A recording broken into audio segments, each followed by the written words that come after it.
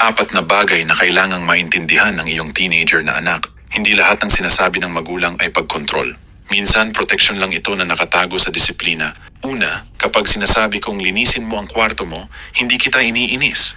Tinuturuan kita ng responsibilidad, kaayusan, at respeto sa sarili. Ang mga ugaling ginagawa mo kahit walang nakakakita ang huhubog sa pagkatao mo sa harap ng mundo. Pangalawa, kapag sinasabi kong kumain ka ng maayos at umiwas sa sobrang junk food, hindi ko sinisira ang kasiyahan mo. Tinuturuan kitang alagaan ang kalusugan mo bago pa pilitin ng buhay na gawin ito.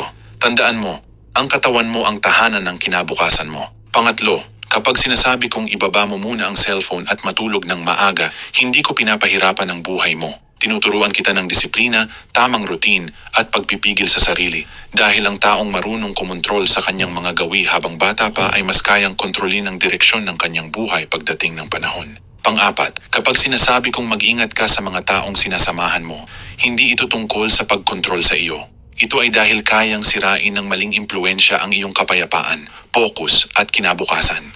Ang mga taong pinakamalapit sa iyo ang madalas humuhubog sa direksyon ng iyong buhay. At ito ang pinakamahalagang bahagi. Ang lahat ng sinasabi ng mabuting magulang ay nanggagaling sa pagmamahal. Hindi iyong malambot na uri ng pagmamahal, kundi iyong mapagprotekta. Iyong pagmamahal na gustong makita kang lumaking matatag, disiplinado, responsable at handa sa totoong buhay. Balang araw, maiintindihan mo rin na ang ilan sa mga limitasyong ayaw mo noon, sila rin pala ang mga proteksyong nagligtas sa iyo.